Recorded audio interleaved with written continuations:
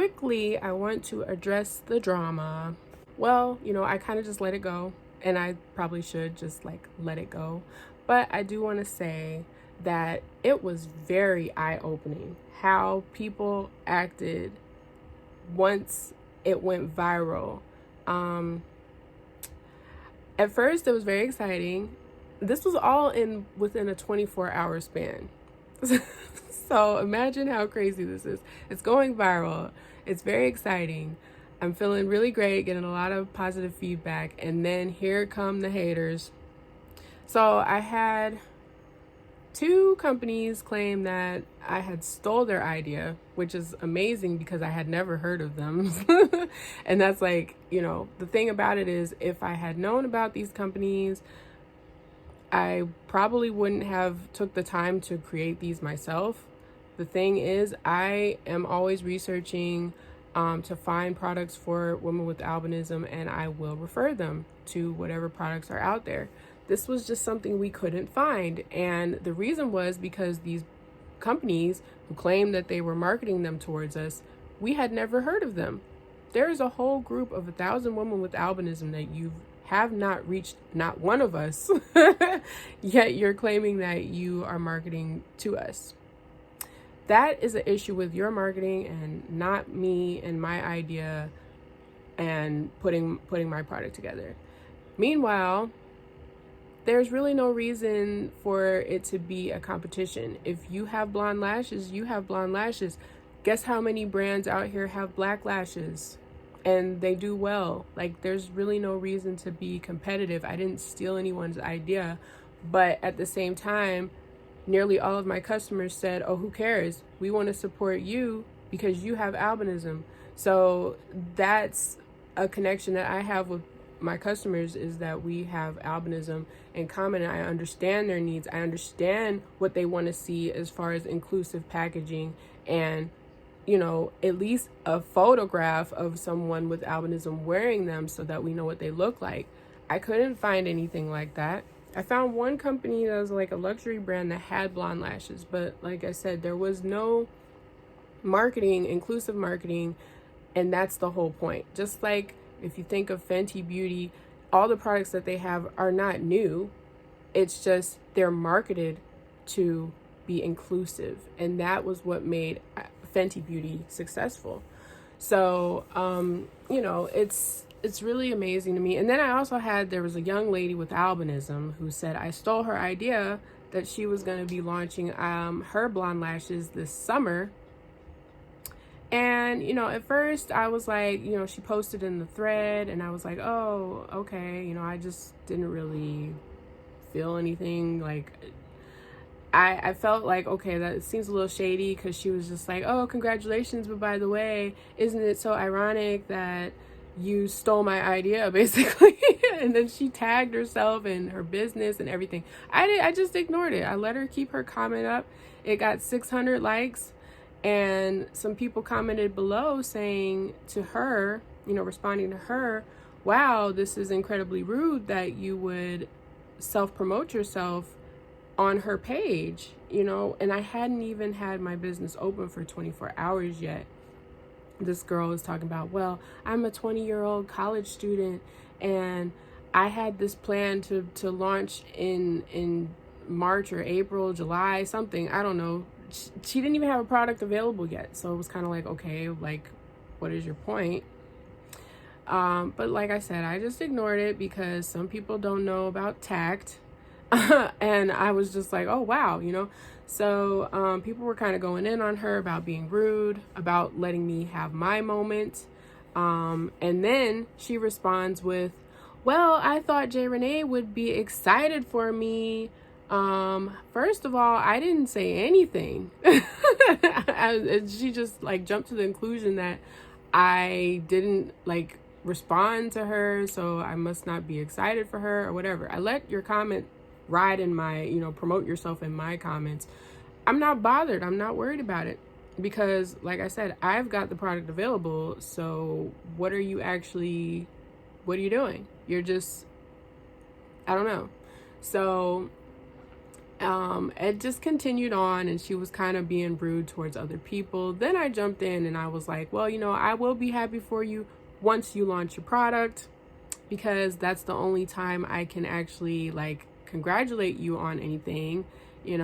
I'm the one that's done the work, so it's a little strange that you jump into my wave, want to ride my wave when I've never heard of your product, never seen you interact with the women with albinism around our community. I've actually never even spoken to this girl because she's never talked to me or anything. This is the first interaction I've had with her. I knew who she was, but I just never seen her doing anything.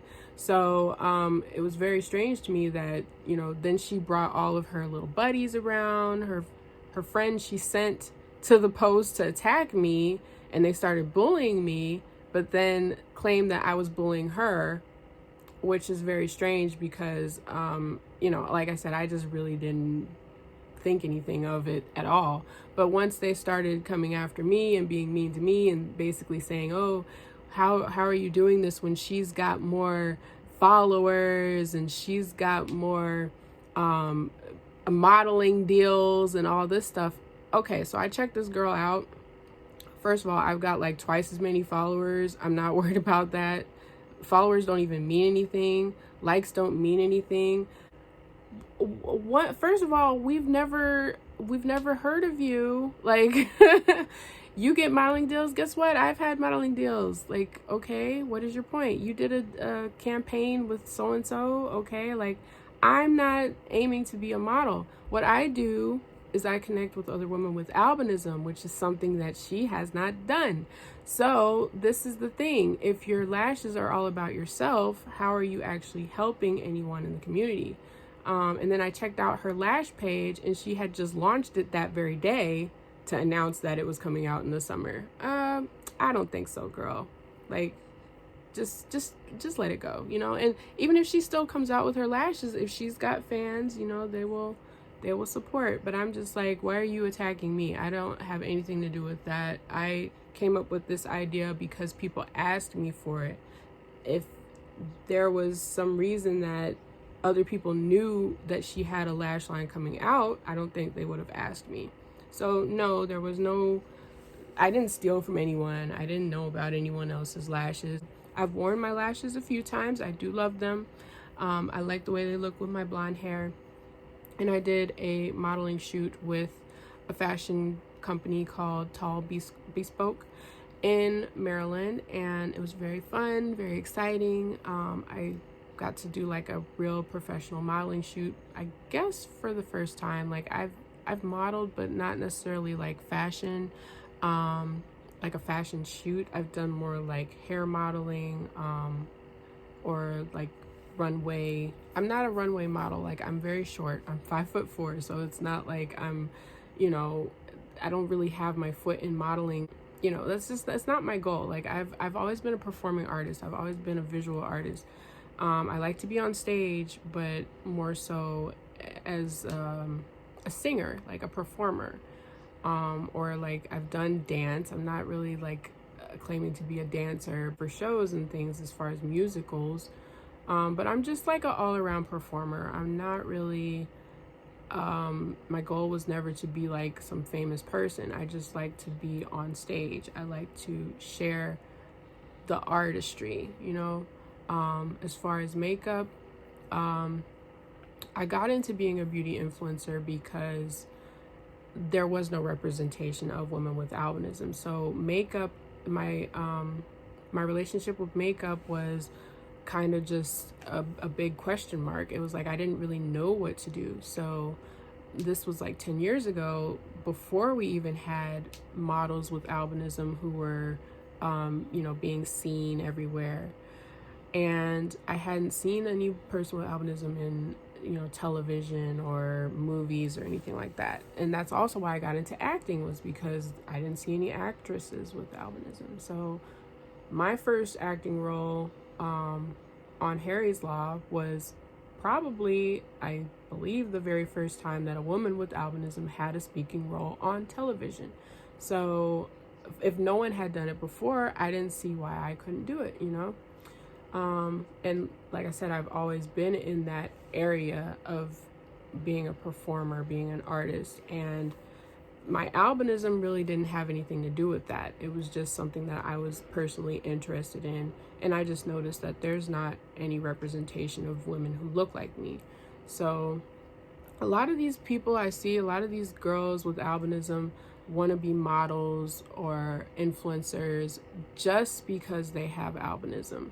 And they come to me in my inbox and they say, oh, how do I become a model? How do I do this?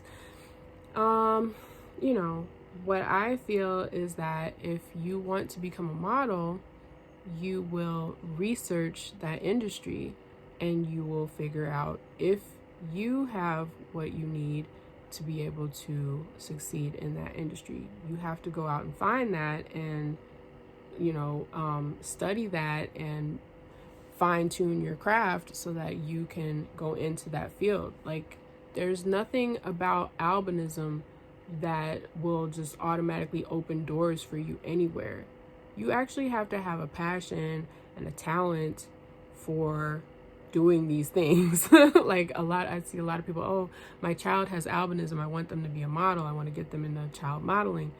A child model still has to have the personality. They still have to be able to do what child models do. It's not just about their albinism, because they're not modeling their albinism, they're modeling. So, models with albinism are models, and they would be models even if they didn't have albinism.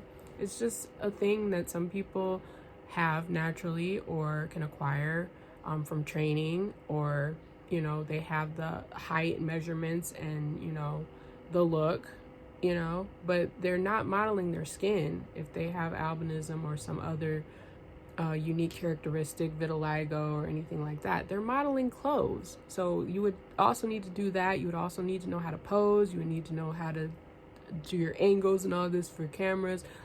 I did the fashion shoot and I don't even know how to pose. So they had a professional model on set and she was the creative director for the day. So she told me how to pose and she moved me around, I don't know anything about that. And that's why I wouldn't claim to be a professional model, because I don't know what to do.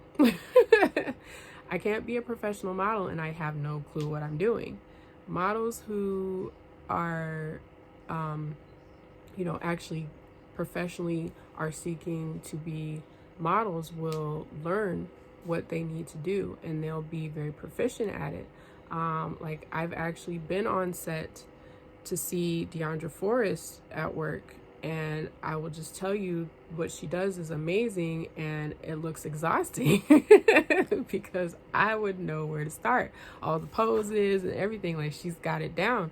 But that comes from experience, and that comes from actually having a passion and a desire to do the job, more so than I want to be seen for my albinism. I want to actually do this work, and I happen to have albinism. Like, that's it. I just find it very strange that people think it's their skin that's gonna get them anywhere. Like, that's not what it is. It's a lot more to it.